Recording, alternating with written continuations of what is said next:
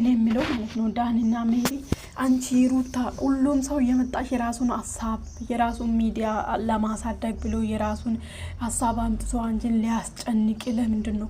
አሁን ትላንትና ይዞ የመጡ ሀሳብ ምን የሚሉት ሀሳብ ነው? በጌታ ምን የሚሉት ሀሳብ ነው? ከልጅሽ ተለይ ማለት ልጁ እንዴት ነው? ሜሪ የራሷን ልጆች የራሷ ይቅፎ ነው እያደገ የሷን አሁን ለሩታ ማሰብ ነው ምንም ነው? እንደውም በርትተሽ ጠንክረሽ ልጅሽን አሳድጊ። ልጅሽ አባትም እናትም ማጣት የለውም። አሁሪ የሩታ እናት ስማርት ነች፣ ልታሳድግ ልጆቹን እንዳሳደገች ይሄን ማይንድ አድርጋ በጣም ማይንድ አላቸው የሷ ልጆች ማለት ነው። እውነት ለመናገር አነጋገራቸው ስትሉ ምናምን አሁን እንደዚህ ነው የምትሉ እናንተ የአብርሃም ቤተሰብ ስርዓት አለ ነው ምናምን። አዎ እናት አባቱ ስርዓት አላቸው ምናምን፣ ግን አስመሳይ ናቸው። አስመሳይ ማለት ነው። እና አብርሃም ውሸት ነው ብዙ ያስመስላሉ ምናምን ህይወታችሁ ላይ ምናምን አነጋገር አይችሉም ምናምን። አሁን አብርሃም ጅል ነው፣ መወሰን አይችሉም ምናምን።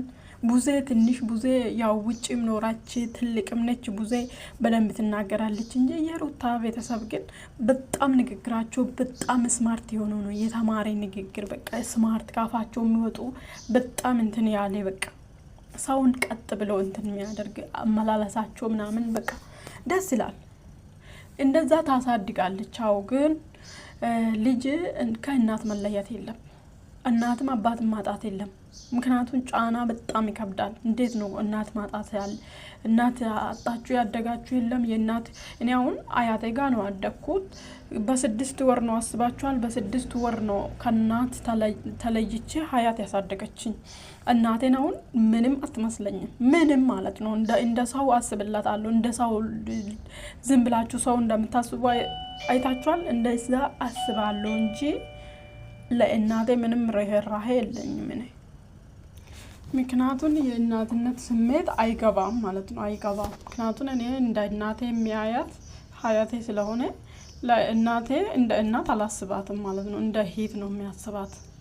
ስለዚህ ከባድ ነው ልጅ አለ እናት ማደግ ማለት ከባድ ነው፣ ጫናው ማለት ነው። መቀበሉ ራሱ አይችልም። እናቴ ናት ብሎ መቀበል ራሱ ቤሊ ደንጀረስ በጣም ነው የሚከብደው ማለት ነው። ለመቀበል በጣም ነው የሚከብደው። እንደዛ ያደጋችሁ ልጆች ታውቃላችሁ።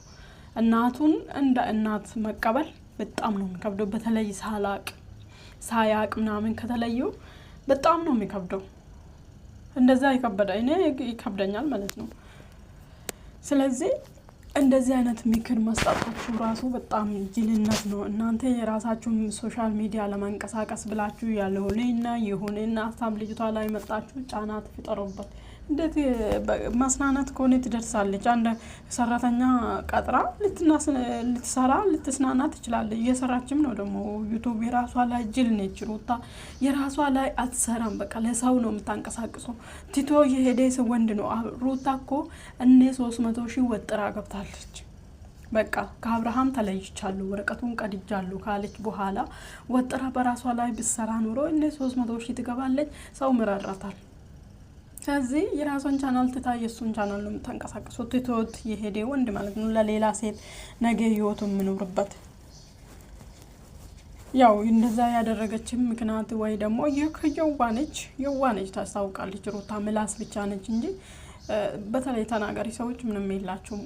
ውስጣቸው ላይ ምንም አያስቀምጡም። የዋነች ታስታውቃለች። ስለዚህ የዋስ ነው ነች። ያው እሱ ዝቅ እንዲል አትፈልግም ይሆናል ራሷ ዝቅ ብሎ፣ እሱ ግን እንደዛ አያስባትም። እናንተን ደግሞ እንደዚህ አይነት አስተሳሰብ መታችሁ ልጅሽን ላይ እናትሽ ሲጪና አንቺ ጊዜሽን እየወሰደሽ ነው። ልጅ አምና ነው ወለደችው እንዴ!